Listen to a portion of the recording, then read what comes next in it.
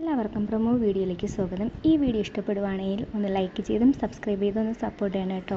അങ്ങനെ ഡോക്ടർ പിങ്കിയോടും ഗൗതമിനോടും പറയുകയാണ്, നന്ദ വന്നാൽ മാത്രമേ നന്ദുമോനെ ജീവിതത്തിലേക്ക് കൊണ്ടുവരാൻ പറ്റുള്ളൂ.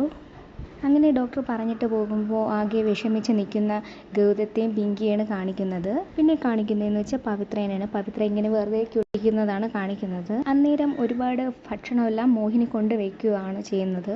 ഈ ഫുഡെല്ലാം കണ്ട് കണ്ണ് തള്ളുകയാണ് പവിത്രയ്ക്ക്. അന്നേരം പവിത്ര ചോദിക്കുന്നുണ്ട്, ഇതെല്ലാം എനിക്കാണോ അമ്മയെന്ന്. അന്നേരം മോഹിനി പറയുവാണ്, പിന്നല്ലാതെ നീ എന്താ ഇങ്ങനെ അത്ഭുതത്തോടെ നോക്കുന്നതെന്ന്.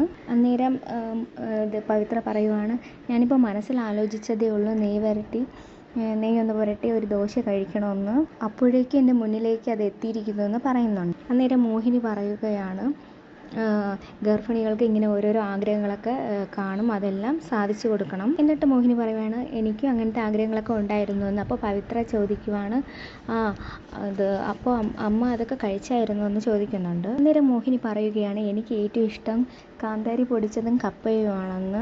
ഒരു തവണ കഴിച്ചു, അത് കഴിഞ്ഞിട്ട് ഗ്യാസിൻ്റെ പ്രോബ്ലം ആയതുകൊണ്ട് പിന്നെ ഞാൻ കഴിച്ചിട്ടില്ല എന്ന് പറയുന്നു. ബാക്കി എൻ്റെ എല്ലാ ആഗ്രഹങ്ങളും സാധിച്ചു തന്നിട്ടുണ്ടെന്ന് മോഹിനി പവിത്രയോട് പറയുകയാണ്. എന്നിട്ട് പവിത്രയോട് പറയുകയാണ്, നീ നോക്കിയിരിക്കാതെ ഇതൊക്കെയൊന്നും എടുത്ത് കഴിച്ചേന്ന് പറയുന്നുണ്ട്. അന്നേരം പവിത്ര പറയുകയാണ്, എന്ത് സുഖമാണല്ലേ ഗർഭിണിയായാൽ എന്തൊക്കെ ഫുഡൊക്കെ കഴിക്കാൻ പറ്റും എന്നൊക്കെ ചിന്തിച്ചിട്ട് പറയുകയാണ്. എന്താ ആഗ്രഹിച്ചാലും അതൊക്കെ മുന്നിൽ കൊണ്ട് തരുമല്ലോ എന്നൊക്കെ പറയുന്നുണ്ട്.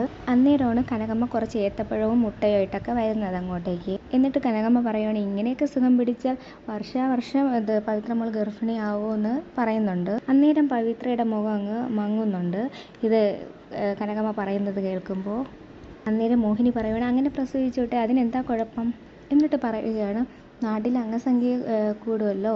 എന്നിട്ട് മോഹിനി പറയുകയാണ്, അരുണിനോട് ഈ കാര്യം പറഞ്ഞിരുന്നെങ്കിൽ അവൻ എന്ത് സന്തോഷമായിരിക്കും, നീയാണ് സമ്മതിക്കാത്ത പറയാനെന്ന്. അങ്ങനെ അത് കേൾക്കുമ്പോൾ തന്നെ പവിത്രയുടെ മുഖം എന്തോ പോലെ ആകുന്നുണ്ട്. അപ്പോൾ പവിത്ര പറയുവാണ്, എനിക്കത് അരുണേട്ടനോട് നേരിട്ട് തന്നെ പറയണമെന്ന്, അരുണേട്ടൻ്റെ സന്തോഷം എനിക്ക് നേരിട്ട് തന്നെ കാണണമെന്നും പവിത്ര പറയുന്നുണ്ട്.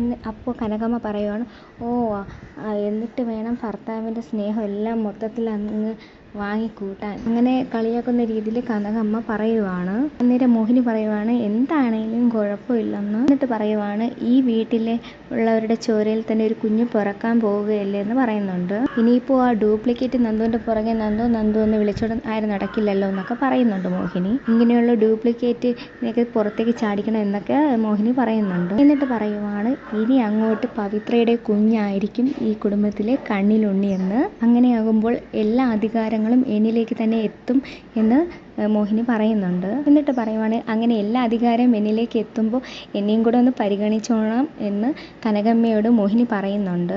അന്നേരം കനകമ്മ പറയാണ്, ഉറപ്പായിട്ട് എല്ലാ കാര്യങ്ങളും ഞാൻ കണ്ടറിഞ്ഞ് ചെയ്തോളാം എന്ന് പറയുന്നുണ്ട്. അന്നേരമില്ല ഇതൊക്കെ കേട്ടിട്ട് പവിത്രയ്ക്ക് ടെൻഷനോടെ ഇരിക്കുന്നതാണ് കാണിക്കുന്നത്. എന്നിട്ട് കനകമ്മ പറയുവാണ്, അമ്പടി കള്ളി, അപ്പോൾ നിൻ്റെ മനസ്സിലിരിപ്പ് ഇതാണല്ലേ, ആ പാവപ്പെട്ട നന്ദുമോൻ ഇവിടുന്ന് ഓട്ടിക്കണം, ഇതല്ലേ നിൻ്റെ മനസ്സിൽ എന്ന് പറയുന്നുണ്ട്. എന്നിട്ട് നിൻ്റെ മോൻ്റെ കുഞ്ഞിനെ ഇവിടെ വാഴിക്കണം എന്നൊക്കെയല്ലേ നീ മനസ്സിൽ വിചാരിക്കുന്നേ, അതിന് അവളുടെ വയറ്റിൽ കുഞ്ഞുണ്ടെങ്കിലല്ലേ ഇതെല്ലാം നടക്കുള്ളൂ എന്നൊക്കെ ഓർത്ത് കനകമ്മ ആലോചിക്കുകയാണ്. അന്നേരം മോഹിനി ചോദിക്കുവാണ്, എന്താണ് നിങ്ങൾ ആലോചിച്ച് നിൽക്കുന്നതെന്ന്, എന്താ നിങ്ങൾ ഓർക്കുന്നതെന്നൊക്കെ മോഹിനി ചോദിക്കുന്നുണ്ട് കനകമ്മയോട്. അന്നേരം കനകമ്മ പറയണു, അല്ല ഞാൻ ആലോചിച്ചത് എല്ലാ അധികാരം നിങ്ങൾക്ക് കിട്ടുമല്ലോ എന്ന് ആലോചിക്കുമായിരുന്നു എന്ന്. എന്നിട്ട് പവിത്രയോട് നീ ഇതെല്ലാം കഴിക്കെന്ന് പറഞ്ഞിട്ട് എണീറ്റ് പോവുകയാണ് മോഹിനി. എന്നിട്ട് മോഹിനി അങ്ങ് എണീറ്റ് പോകുമ്പോഴത്തേക്ക് കനകമ്മ പറയുവാണ്, നീ ഇതെല്ലാം കഴിച്ചാൽ നിനക്ക് എങ്ങനെ ശരിയാവുമെന്ന് പറഞ്ഞിട്ട്, ഈ മുട്ട ഞാൻ റൂമിൽ കൊണ്ടുപോയി കഴിച്ചോളാം, ഈ ജ്യൂസ് ഞാൻ കുടിക്കുന്നു ജ്യൂസ് എടുത്ത് കുടിക്കുവാണ്. അന്നേരം പവിത്ര ഇതെല്ലാം നോക്കി വിഷമിച്ചിരിക്കുവാണ്. എന്നിട്ട് കനകമ്മ പറയുവാണ്, അതെ എൻ്റെ ഒരു ചിറ്റ ഹോസ്പിറ്റലിലാണ്, അവരെ നോക്കി പോകണം, അതുകൊണ്ട് കുറച്ച് പൈസ എനിക്ക് വേണമെന്ന് പവിത്രയോട് പറയുന്നുണ്ട്. അതുകൊണ്ട് നീ എനിക്ക് കുറച്ച് പൈസ താന്ന് പറയുന്നുണ്ട്. അന്നേരം പവിത്ര പറയുകയാണ്, നിങ്ങൾ എന്നോട് പൈസ ചോദിച്ചാൽ ഞാനിതെവിടെ നിന്നാണ് എടുത്ത് തരാൻ എനിക്ക് പറ്റുന്നതെന്ന് ചോദിക്കുന്നുണ്ട്. എൻ്റെ ഒരു പൈസ ഇല്ലയെന്ന് പറയുന്നുണ്ട്. അപ്പോൾ കനകമ്മ പറയണ, എങ്കിൽ ആ കയ്യിൽ കിടക്കുന്ന ആ വളയും ഊരി തന്നേരെ എന്ന് പറയുന്നു. എന്നിട്ട് പറയുകയാണ്, ഈ വള ഊരി തരുന്നത് അമ്മ കാണുകയാണെങ്കിൽ എന്നെ വഴക്ക് പറയും. എന്നിട്ട് കനകമ്മ പറയാണ്, കുഞ്ഞില്ലെന്നറിയുമ്പോൾ ഇത് മോഹിനി നിന്നെ അടിക്കുമല്ലോ, അപ്പോൾ ആ അടിയുടെ കൂട്ടത്തിൽ ഈ അടിയും കൂടെ ഇരുന്നോട്ടെ എന്ന് പറയുന്നുണ്ട്. നീ എനിക്ക് വള തന്നില്ലെങ്കിൽ എനിക്ക് വേറെ പലതും ചെയ്യാൻ കഴിയുമെന്ന് പറയുന്നുണ്ട്. വേറെ നിവർത്തിയില്ലാണ്ട് പവിത്ര ആ വള ഊരി കനകമ്മയ്ക്ക് കൊടുക്കുവാണ്. എന്നിട്ട് ചോദിക്കുവാണ്, എനിക്ക് ഈ വള ഇനി തിരിച്ചു തരുമോ എന്ന് ചോദിക്കുന്നുണ്ട്. അന്നേരം കനകമ്മ പറയുവാണ്, ഉറപ്പായിട്ട് ഇപ്പോൾ എനിക്കിത് പണയം വെച്ച് കാശ് കൊണ്ടുപോയേ പറ്റുള്ളൂ എന്ന് പറയുന്നുണ്ട്. അത് കഴിഞ്ഞ് പൈസ കിട്ടുമ്പോൾ നിനക്ക് ഞാൻ അതെടുത്ത് തരാം എന്നൊക്കെ പറയുമ്പോൾ ഇത് പവിത്ര ചോദിക്കുവാണ്, എടുത്ത് തരുമോ? അപ്പോൾ കനകമ്മ പറയുന്ന, എടുത്ത് തരാന്നേ, നോക്കാം ഇങ്ങനെ പറയുന്നു. എന്നിട്ട് അവിടെ ഇരിക്കുന്ന മുട്ടയും പഴവും എല്ലാം എടുത്തുകൊണ്ട് കനകമ്മ അങ്ങോട്ട് പോവുകയാണ്. ഇത് കാണുമ്പോൾ ആകെ വിഷമിച്ച് നിൽക്കുവാണ് പവിത്ര. പ്രതികരിക്കാൻ ഒന്നും കഴിയില്ല, കാരണം അവൾ വലിയൊരു കള്ളമാണ് ചെയ്തു വെച്ചിരിക്കുന്നതെന്ന് പവിത്രയ്ക്ക് അറിയാം. പിന്നെ കാണിക്കുന്ന ഗൗരിമോളെയാണ്. ഗൗരിമോള് നന്ദുവിന് കൊടുക്കാൻ വേണ്ടിയിട്ട് ഒരു പടമെല്ലാം വരച്ചുകൊണ്ടിരിക്കുവാണ്. അന്നേരമാണ് അങ്ങോട്ടേക്ക് പിങ്കി എത്തുന്നത്. അന്നേരം ഗൗരി ഓടി എത്തിയിട്ട്, ആൻറ്റി മാത്രമേ വന്നുള്ളൂ, നന്ദൂട്ടൻ വന്നില്ലേ എന്ന് ചോദിക്കുന്നുണ്ട്. അന്നേരം പിങ്കി പറയുകയാണ്, ഇല്ല മോളെ, നന്ദൂട്ടൻ വന്നില്ല, ആൻറ്റി മാത്രമേ വന്നിട്ടുള്ളൂ എന്ന്. അയ്യോ അതെനിക്ക് വിഷമമായെന്ന് ഗൗരിമോള് പറയുന്നുണ്ട്. എന്നിട്ട് ഗൗരിമോള് ചോദിക്കണം, ആൻറ്റിക്ക് സുഖമാണോ എന്ന്. അപ്പോൾ പിങ്കി പറയുകയാണ്, സുഖമാണ്, മോൾക്ക് സുഖമാണോ എന്ന് ചോദിക്കുന്നുണ്ട്. എന്നിട്ട് ഗൗരിമോള് പറയുന്നത്, മോൾക്ക് ഇപ്പോൾ സുഖമാണ്, ഇന്നലെയൊക്കെ പനിയായിരുന്നു എന്ന് പറയുന്നുണ്ട്. ഇങ്ങനെ അവർ സംസാരിച്ചുകൊണ്ടിരിക്കുമ്പോഴത്തേക്ക് അങ്ങോട്ടേക്ക് നന്ദ വരുന്നുണ്ട്. എന്നിട്ട് നന്ദ ചോദിക്കുന്നുണ്ട്, നീ എന്തിനാ ഇതൊക്കെ വാരി നിരത്തിയിട്ടിരിക്കുന്നത്, ഇതൊക്കെ എല്ലാം അടുക്കി പറക്കി വെക്കുന്നത് നന്ദ ഗൗരിയോട് പറയുന്നുണ്ട്. അന്നേരം ഗൗരി പറയുകയാണ്, അമ്മേ ഞാൻ പടം വരച്ചുകൊണ്ടിരിക്കുവായിരുന്നു എന്ന്. അന്നേരം നന്ദ പറയുന്നുണ്ട്, ഇനി പടം വരച്ചതെല്ലാം മതിയോ, ഇനി റൂമിൽ പോയിരുന്ന് പഠിക്കേ എന്ന് പറയുന്നുണ്ട്. അന്നേരം ഗൗരിമോള് പറയുകയാണ്, അമ്മയ്ക്ക് ആൻറ്റിയോട് സംസാരിക്കണം, അതിന് വേണ്ടിയിട്ടല്ലേ എന്നെ പറഞ്ഞയക്കുന്നതെന്ന്. അന്നേരം നന്ദ ഗൗരി എന്ന ദേഷ്യത്തിൽ വിളിക്കുകയാണ് ചെയ്യുന്നത്. എന്നിട്ട് അപ്പോൾ ഗൗരിമോള് പറയുകയാണ്, ഞാൻ പൊയ്ക്കോളാമെന്ന്. അപ്പോൾ നന്ദ പറയുകയാണ്, ഡോറൂടെ ഒന്ന് ക്ലോസ് ചെയ്തേക്കണമെന്ന്. അന്നേരം ഗൗരിമോള് പോകുമ്പോഴത്തേക്ക് നന്ദ ചോദിക്കുകയാണ്, മിസ്സിസ് ഗൗതം എന്തിനാണ് ഇങ്ങോട്ടേക്ക് വന്നത്? എന്നെ പേടിച്ച് നിങ്ങൾ രണ്ടുപേരും പോയതല്ലേ ഇവിടെ നിന്നും, പിന്നെ എന്തിനാ ഇങ്ങോട്ടേക്ക് വന്നത് എന്ന് നന്ദ ചോദിക്കുന്നുണ്ട്. അന്നേരം പിങ്കി പറയുകയാണ്, ഞാൻ ഇങ്ങോട്ടേക്ക് വന്നത് എൻ്റെ മോന് വേണ്ടിയിട്ടാണ്. അവൻ ഇവിടെ നിന്ന് കൂട്ടിയിട്ട് പോകുമ്പോഴത്തേക്ക് അവൻ്റെ മനസ്സിൽ ഇത്രത്തോളം വിഷമവും അവൻ തളർന്നു പോകും എന്നൊന്നും എനിക്ക് അറിയില്ലായിരുന്നു. അവനെ ഇനി ജീവിതത്തിലേക്ക് തിരിച്ചു കൊണ്ടുവരാനും അവൻ്റെ മനസ്സിലൊരു വെട്ടം കിട്ടുവാനും വേണ്ടിയിട്ടാണ് ഞാൻ ഇവിടേക്ക് വന്നത്. നന്ദയ്ക്ക് മാത്രമേ ഇനി അവനെ രക്ഷിച്ചെടുക്കാൻ കഴിയുള്ളൂ. അങ്ങനെ വിഷമിച്ച് പിങ്കി കാര്യങ്ങളൊക്കെ പറയുന്നുണ്ട് നന്ദയോട്. അന്നേരം നന്ദ പറയുകയാണ്, ഇതുകൊണ്ടാണ് ഞാൻ അന്നേ ഈ കാര്യങ്ങളെല്ലാം പറഞ്ഞിരുന്നത്, അന്ന് ഞാൻ പറഞ്ഞത് നിങ്ങളാരും കേട്ടില്ലല്ലോ. അന്നേരം പിങ്കി പറയുകയാണ്, നന്ദ ഇതൊന്നും എനിക്കറിയില്ലായിരുന്നു, അവൻ ഇത്രത്തോളം തളർന്നു പോകുമെന്നൊന്നും എനിക്കറിയില്ലായിരുന്നു. അവനിപ്പോൾ സ്റ്റെപ്പിൽ നിന്ന് വീണിരിക്കുകയാണ്, അവൻ വയ്യാണ്ടായി ഹോസ്പിറ്റലിലാണ്. ഇങ്ങനെ പറയുമ്പോഴത്തേക്കും നന്ദയ്ക്ക് ആകെ വിഷമാകുന്നുണ്ട്. ചോദിക്കണം, നന്ദുവിന് ഇപ്പോൾ എങ്ങനെയുണ്ടെന്ന്. അപ്പോൾ പിങ്കി പറയണം, കുഴപ്പമില്ല, നോർമലാണ്, പക്ഷേ അവൻ്റെ വയ്യാത്ത കാലിന് വീണ്ടും ചതവ് പറ്റി, കൂടുതൽ സീരിയസ് ആയിട്ടുണ്ട്, ഒരടി പോലും അവന് നടക്കാൻ സാധിക്കുന്നില്ല. ഇനി ജീവിതത്തിലേക്ക് തിരിച്ചു കൊണ്ടുവരുവാനും അവൻ്റെ മനസ്സിനൊരു വെളിച്ചം കിട്ടുവാനും നന്ദ വന്നാലേ പറ്റുള്ളൂ എന്നൊക്കെ പറയുന്നുണ്ട്. അവനെ രക്ഷിച്ചെടുക്കാൻ നന്ദ എൻ്റെ കൂടെ വന്നേ പറ്റുള്ളൂ എന്ന് പിങ്കി നന്ദയോട് റിക്വസ്റ്റ് ചെയ്യുകയാണ്. അന്നേരം നന്ദ പറയുവാണ്, ഞാനെങ്ങനെ പിങ്കിയുടെ കൂടെ വരുന്നേ, അതൊരിക്കലും സാധിക്കില്ല എന്ന് പറയുന്നുണ്ട്. അന്നേരം പിങ്കി, പ്ലീസ് നന്ദ എൻ്റെ കൂടെ വരണമെന്ന് പറയുന്നുണ്ട്. വേറെ നിവർത്തി ഇല്ലാഞ്ഞിട്ടാണ്, നന്ദ എൻ്റെ കൂടെ വന്നേ പറ്റുള്ളൂ എന്നൊക്കെ പിങ്കി പറയുന്നുണ്ട് നന്ദയോട്. എന്നിട്ട് നന്ദ ചോദിക്കുന്നുണ്ട്, പിങ്കി ഇങ്ങോട്ടേക്ക് വന്നത് ഗൗതം സാർ അറിഞ്ഞായിരുന്നോ? അന്നേരം പിങ്കി ചോദിക്കുന്നുണ്ട്, അതെന്താ നീ ഗൗതം വിളിച്ചാൽ മാത്രമേ അങ്ങോട്ടേക്ക് എത്തുള്ളൂ എന്ന് ചോദിക്കുന്നുണ്ട്. അന്നേരം പിങ്കി പറയുന്നുണ്ട്, ഞാൻ ഇങ്ങോട്ടേക്ക് വന്ന് അവൻ്റെ ഒരു സങ്കടം കണ്ടിട്ടാണ് ഞാൻ ഇവിടേക്ക് വന്നതെന്ന് നന്ദയോട് പിങ്കി പറയുന്നുണ്ട്. എന്നിട്ട് നന്ദ പറയുകയാണ്, ഞാൻ അങ്ങോട്ടേക്ക് പിങ്കി വിളിച്ചിട്ട് ട്രീറ്റ്മെൻറ്റിന് വന്നു കഴിഞ്ഞാൽ ഗൗതം സാർ അതിന് സമ്മതിക്കുമെന്ന് പിങ്കിക്ക് ഉറപ്പുണ്ടോ എന്ന് ചോദിക്കുന്നുണ്ട്. അന്നേരം പിങ്കി പറയുകയാണ്, ആ കാര്യം ഓർത്ത് നന്ദ വിഷമിക്കേണ്ട, ആ കാര്യം ഞാൻ ഏറ്റുമെന്ന് പിങ്കി പറയുന്നുണ്ട്. അന്നേരം നന്ദ പറയുന്നുണ്ട്, പാലിക്കാൻ പറ്റിയ വാക്ക് മാത്രമേ തരാറുള്ളൂ എന്ന്, അല്ലാതെ വാക്ക് തരരുത്, ഞാൻ ഗൗതം സാറിനോട് മത്സരിക്കാൻ വേണ്ടി അങ്ങോട്ടേക്ക് വരില്ല എന്ന് തന്നെ പറയുന്നുണ്ട്. പറയുമ്പോഴത്തേക്ക് പിങ്കിക്ക് ആകെ വിഷമം ഉണ്ടാകുന്നു. അന്നേരം പിങ്കി പറയുവാണ്, നീ മാത്രമേ എനിക്കൊരു ഓപ്ഷനായിട്ടുള്ളൂ, അതുകൊണ്ടാണ് ഞാൻ ഇങ്ങോട്ടേക്ക് വന്നത്, അതുകൊണ്ടാണ് ഞാൻ ഇത്രയും ദൂരം താണ്ടി ഞാൻ ആരോടും പറയാതെ ഇങ്ങോട്ടേക്ക് എത്തിയത്, അത് നിനക്ക് മനസ്സിലാവാഞ്ഞിട്ടാണോ? അന്നേരം നന്ദ പറയുവാണ്, ഞാൻ അങ്ങോട്ടേക്ക് വരാത്തതിന് കാരണം അത് മാത്രമല്ല, രണ്ടുപേരെ ചികിത്സിക്കുന്ന ഡോക്ടറായിരുന്നു ഞാൻ, എൻ്റെ പ്രൊഫഷനെ പോലും ഞാൻ രണ്ടുപേരെ ചികിത്സിച്ച ഡോക്ടറായിരുന്നു.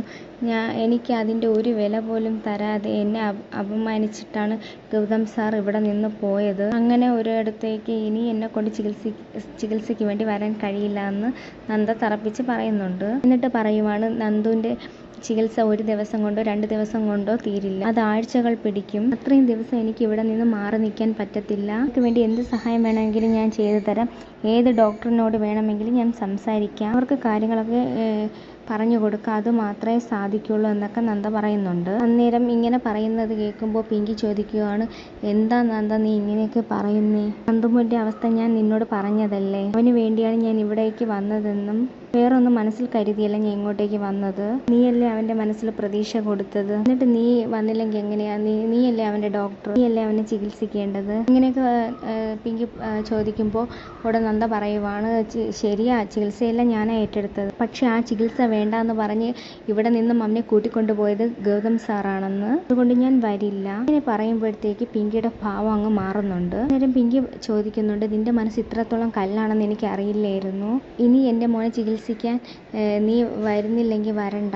പക്ഷെ നീ ഇതിനെല്ലാം അനുഭവിക്കുമെന്ന് പറയുന്നുണ്ട്. മനസ്സിൽ തട്ടിയാണ് പറയുന്നതെന്ന് പിങ്കി പറയുന്നു. എൻ്റെ നന്ദമോൻ ഒരു കാല് വയ്യാത്ത കുട്ടിയായിരുന്നു. അവൻ അങ്ങനെ തന്നെ ജീവിച്ചോളായിരുന്നല്ലോ. അവൻ്റെ മനസ്സിലേക്ക് പ്രതീക്ഷ കൊടുത്തത് നീയാണ്. നീ എന്തിനാണ് ഞങ്ങളുടെ ഇടയിലേക്ക് വന്നതെന്നും ചോദിക്കുന്നുണ്ട്. അവന് റേസിൽ പങ്കെടുക്കാൻ പറ്റുമെന്ന് ആശ കൊടുത്തത് നീയല്ലേ. കുറച്ച് നേരത്തെ ഇവിടെ നിന്ന് പ്രസംഗിച്ചായിരുന്നല്ലോ.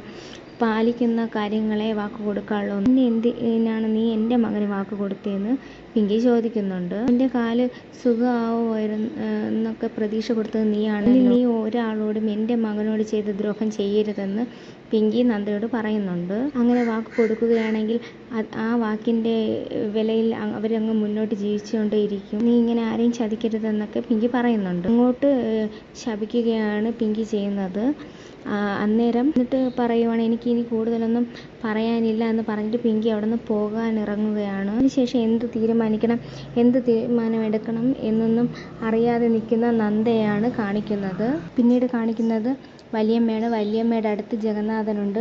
ജഗന്നാഥൻ ആശ്വസിപ്പിക്കുകയാണ് വല്യമ്മയെ. എന്നിട്ട് പറയുവാണ്, മനഃപൂർവ്വം അല്ലല്ലോ വലിയേട്ടത്തി ആരും കുറ്റം പറയില്ല എന്നൊക്കെ ജഗന്നാഥൻ ഇത് ആശ്വസിപ്പിക്കുകയാണ് ചെയ്യുന്നത്. എന്നിട്ട് വല്യമ്മ പറയുവാണ്, അതൊന്നും അല്ല വിഷമം, എനിക്ക് എൻ്റെ നന്ദമോൻ പൂർണ്ണ ആരോഗ്യത്തോടെ ഇങ്ങോട്ടേക്ക് തിരിച്ചു വരണമെന്നാണ്. അങ്ങനെ വന്നാൽ മാത്രമേ എനിക്ക് മനസ്സമാധാനം ഉണ്ടാകുകയുള്ളൂ എന്ന് പറയുന്നുണ്ട്. എനിക്ക് പറഞ്ഞുകൊണ്ടിരിക്കുമ്പോഴത്തേക്ക് അങ്ങോട്ടേക്ക് മോഹിനി വരുന്നുണ്ട്. അന്നേരം വല്യമ്മ ചോദിക്കുന്നുണ്ട്, നീ എങ്ങോട്ടേക്കാണ് പോയതെന്ന് മോഹിനിയോട് ചോദിക്കുന്നുണ്ട്. അപ്പോൾ മോഹിനി പറയുവാണ്, ഞാൻ പവിത്രയുടെ അടുത്തായിരുന്നു എന്ന്. എന്നിട്ട് മോഹിനി പറയുന്നുണ്ട്, വയറ്റിലൊരു കുഞ്ഞുമായി നടക്കുന്ന അവളുടെ കാര്യങ്ങളെല്ലാം ഞാനല്ലേ നോക്കാനുള്ളൂ എന്ന് പറയുന്നുണ്ട്. അത് അല്ലാതെ വേറെ ആരും ഇല്ലല്ലോ എന്നിങ്ങനെ പറയുന്നുണ്ട്. അപ്പോൾ വല്യമ്മ ചോദിക്കുകയാണ്, അതെന്താ അവളുടെ കാര്യങ്ങളൊക്കെ നോക്കാൻ ഇവിടെ കനകമ്മയില്ലേ എന്ന്. അപ്പോൾ മോഹിനി പറയുവാണ്, അതെങ്ങനെയാ ശരിയാവുന്നേ, വയറ്റിലൊരു കുഞ്ഞുമായിട്ടിരിക്കുന്ന അവളുടെ കാര്യങ്ങളെല്ലാം കനകമ്മ ഏൽപ്പിച്ചാൽ എങ്ങനെ ശരിയാകുന്നേ. നേരെ വല്യമ്മ പറയുവാണ്, അത് ശരിയാ, എല്ലാ കാര്യങ്ങളും നീ തന്നെ നോക്കണമെന്ന്. ഈ കുടുംബത്തിലേക്ക് ഒരു കുഞ്ഞു വരാൻ പോവുകയല്ലേ, അവളുടെ എല്ലാ ആഗ്രഹങ്ങളും നീ തന്നെ സാധിച്ചു കൊടുക്കണമെന്ന് പറയുന്നുണ്ട്. മനസ്സൊന്നും വേദനിപ്പിക്കരുത്. നേരെ മോഹിനി പറയുകയാണ്, അവളുടെ കാര്യങ്ങളെല്ലാം നോക്കാൻ ഞാനല്ലേ ഇവിടെ ഉള്ളൂ എന്ന്. ബാക്കി എല്ലാവരും നന്ദു എന്ന് പറഞ്ഞ് ഓടി നടക്കുകയല്ലേ ചെയ്യുന്നതെന്ന്. അന്നേരം വല്യമ്മ ചോദിക്കണം, അതെന്താ നീ അങ്ങനെ പറഞ്ഞേ? അന്നേരം ജഗന്നാഥൻ പറയുവാണ്, മോൻ്റെ കാല് ശരിയാക്കാൻ വേണ്ടി പുറത്തെവിടെയെങ്കിലും കൊണ്ടുപോകണമെന്ന് ഗൗതം പറഞ്ഞുകൊണ്ടിരിക്കുവാണെന്ന്. ഇത് കേൾക്കുമ്പോഴത്തേക്ക് മോഹിനിക്ക് അങ്ങോട്ട് ദേഷ്യം വരുവാണ് ചെയ്യുന്നത്. മോഹിനി പറയുവാണ്, ഇതിൻ്റെ വല്ല കാര്യമുണ്ടോ എന്ന്. അന്നേരം വല്യമ്മ ചോദിക്കുകയാണ്, നീ എന്താ ഇങ്ങനെയൊക്കെ സംസാരിക്കുന്നേ? അന്നേരം മോഹിനി പറയുവാണ്, ആ കൊച്ചിനെ ഇങ്ങോട്ടേക്ക് ദത്തെടുത്തോണ്ട് വന്നതാണ്. ഈ കുടുംബത്തിലെ ചോരയെ വയറ്റിലിട്ടുകൊണ്ട് നടക്കുന്ന പവിത്രയുടെ കാര്യങ്ങൾ ആലോചിക്കാനോ ചെയ്യാനോ ഇവിടെ ആർക്കും സമയമില്ല. ഇവിടെ എല്ലാവരും നന്ദു എന്ന് പറഞ്ഞുകൊണ്ട് നടക്കുന്നു. ഒക്കെ കാണുമ്പോൾ എനിക്ക് ദേഷ്യം വരാതിരിക്കുമോ എന്ന് മോഹിനി പറയുന്നുണ്ട്. അന്നേരം വല്യമ്മ പറയുവാണ്, വേണ്ട മോഹിനി, നീ ഇങ്ങനത്തെ കാര്യങ്ങളൊന്നും പറയണ്ടെന്ന്, ഈ രീതിയിലുള്ള സംസാരമൊന്നും ഇവിടേക്ക് ഇറക്കണ്ടെന്ന് പറയുന്നുണ്ട്. അന്നേരം മോഹിനി പറയുവാണ്, ഞാൻ പിന്നെ എങ്ങനെയാ ഇതൊക്കെ പറയാതിരിക്കുന്നതെന്ന്. എന്നിട്ട് മോഹിനി പറയുവാണ്, ഉപ്പോളം വരില്ല ഉപ്പിലിട്ടതെന്ന്. അങ്ങനെ പറയുമ്പോഴത്തേക്കും വല്യമ്മ പറയുകയാണ്, ഇവിടത്തെ ഉപ്പ് നന്ദുവാണ്, അവനോളം വേറെ ആർക്കും ഇവിടെ സ്ഥാനമില്ല എന്നൊക്കെ വലിയമ്മ മോഹിനിയോട് പറയുന്നുണ്ട്. അവൻ്റെ സ്ഥാനം ഇവിടെ വേറെ ആർക്കും കിട്ടുമെന്ന് ആരും കരുതണ്ട, അത് ഞാൻ സാധിച്ചു തരില്ലെന്ന് തന്നെ വലിയമ്മ പറയുന്നുണ്ട്. അതുകൊണ്ട് തന്നെ ഈ രീതിയിലുള്ള സംസാരം ഈ വീട്ടിൽ വേണ്ട. അങ്ങനെ ഈ രീതിയിലുള്ള സംസാരം ഈ വീട്ടിൽ ഉണ്ടായാൽ ഞാൻ എന്താ ചെയ്യാൻ പോകുന്നതെന്ന് പറയുകയാണ് വലിയമ്മ. അന്നേരം ജഗന്നാഥനോട് പറയുകയാണ്, നിൻ്റെ ഭാര്യയോട് ഈ രീതിയിലുള്ള സംസാരം അങ്ങ് നിർത്തി വെച്ചേക്ക് എന്ന് പറയെന്ന് ജഗന്നാഥനോട് പറയുന്നുണ്ട്. എനിക്കത് ഇഷ്ടപ്പെടത്തില്ല എന്ന് പറയുന്നുണ്ട്. അങ്ങനെ പറഞ്ഞിട്ട് വലിയമ്മ അങ്ങോട്ടേക്ക് പോകുമ്പോഴത്തേക്ക് മോഹിനി പറയുവാണ്, ആ ചെറുക്കൻ ഇങ്ങോട്ടേക്ക് തിരിച്ച് വരാതിരുന്നാൽ മതിയായിരുന്നു എന്ന് മോഹിനി ഇങ്ങനെ പറയുന്നുണ്ട് മനസ്സിൽ. പിന്നെ കാണിക്കുന്നത് മഹേശ്വരൻ ഹോസ്പിറ്റലിലാണ്. അങ്ങോട്ടേക്ക് മോഹിനി പോകുന്നതാണ് കാണിക്കുന്നത്. അന്നേരം മഹേശ്വരൻ പറയുകയാണ്, മോഹിനി ഇങ്ങോട്ടേക്ക് വരുമെന്ന് ഞാൻ ഒട്ടും പ്രതീക്ഷിച്ചില്ല എന്ന്. എന്നിട്ട് മോഹിനി പറയുവാണ്, ഞാൻ വരില്ല എന്ന് തന്നെ വിചാരിച്ചിരുന്നു, പക്ഷെ ഞാൻ ഇങ്ങോട്ടേക്ക് വന്നത് മഹേശ്വരനേട്ടനോട് എനിക്ക് കുറച്ച് കാര്യങ്ങൾ പറയാൻ വേണ്ടിയിട്ടാണ്. മഹേശ്വരനേട്ടനോട് ഞാൻ കുറച്ച് കാര്യങ്ങൾ പറയാൻ വേണ്ടിയിട്ടാണ് ഇങ്ങോട്ടേക്ക് വന്നത്. പവിത്ര അവിടെ ഗർഭിണിയാണ്. അവളുടെ കാര്യങ്ങൾ നോക്കാൻ ഇവിടെ ആർക്കും സമയമില്ല. എല്ലാവരും നന്ദു നന്ദു എന്ന് പറഞ്ഞ് ഓടി നടക്കുകയാണ് ചെയ്യുന്നത്. അന്നേരം മഹേശ്വരൻ പറയുകയാണ്, നന്ദുമോൻ ഇങ്ങനത്തെ ഒരു അവസ്ഥയിലിരിക്കുമ്പോൾ എങ്ങനെയാണ് മോഹിനി നിനക്ക് ഇങ്ങനെയൊക്കെ പറയാൻ കഴിയുന്നതെന്ന്. അവനാണെങ്കിൽ പറയുകയാണ്, നന്ദയെ ഇങ്ങോട്ട് കൂട്ടിക്കൊണ്ട് വരണം, ഡോക്ടർ ആൻറ്റിയെ വേണം എന്നൊക്കെയാണ് പറയുന്നത്. ഡോക്ടർ ആൻറ്റി എന്നെ ചികിത്സിച്ചാൽ മതി എന്ന വാശിയിലാണ്. അപ്പോൾ മോഹിനി ചോദിക്കുന്നുണ്ട്, നിങ്ങൾക്ക് എല്ലാവർക്കും എന്താ തലയ്ക്ക് ഭ്രാന്താണോ എന്ന്? നന്ദയെ എന്തിനാ ഇങ്ങോട്ടേക്ക് കൂട്ടിക്കൊണ്ട് വരുന്നത്? അവൾ ആ വീട്ടിലേക്ക് തിരിച്ചു വന്നാൽ നമ്മുടെ കുടുംബം മുടിഞ്ഞു പോകുമെന്ന് മഹേശ്വരനോട് പറയുന്നുണ്ട്. അങ്ങനെ ഒരു അവസ്ഥയിലേക്ക് എത്തിക്കേണ്ട കാര്യമില്ല എന്ന് പറയുന്നു. അതുകൊണ്ട് തന്നെ അവളെ ഇങ്ങോട്ടേക്ക് കൊണ്ടുവരേണ്ട ഒരു കാര്യവുമില്ല. അന്നേരം മഹേശ്വരൻ പറയുന്നുണ്ട്, നന്ദുമോൻ്റെ അവസ്ഥ കൂടെ നമ്മൾ നോക്കണ്ടേ. അന്നേരം മോഹിനി പറയുവാണ്, അവളെ ഇങ്ങോട്ട് കൊണ്ടുവരുന്നതിൽ എനിക്കൊരു താല്പര്യമില്ല. അവളുടെ ദൃഷ്ടി പോലും എൻ്റെ പവിത്രയുടെ മേൽ പതിയരുതേ, അങ്ങനെയാണ് ഞാൻ പ്രാർത്ഥിക്കുന്നത്. അങ്ങനെ പറഞ്ഞിട്ട് ഇങ്ങനെ നോക്കുമ്പോഴത്തേക്ക് അങ്ങോട്ടേക്ക് നന്ദ വരുന്നതാണ് കാണിക്കുന്നത്. നന്ദ ഇവരെ കാണുമ്പോഴത്തേക്ക് ഭയങ്കരമായിട്ട് സന്തോഷത്തോടെ ചിരിക്കുന്നുണ്ട്. അപ്പോഴത്തേക്ക് മോഹിനിയുടെ മുഖം അങ്ങ് വല്ലാണ്ടാകുന്നു. ദേഷ്യത്തോടെ ഇങ്ങനെ മോഹിനി നന്ദയെ നോക്കുന്നുണ്ട്. ഇതൊക്കെ കാണിച്ചുകൊണ്ടാണ് ഇന്നത്തെ എപ്പിസോഡ് കഴിയുന്നത്.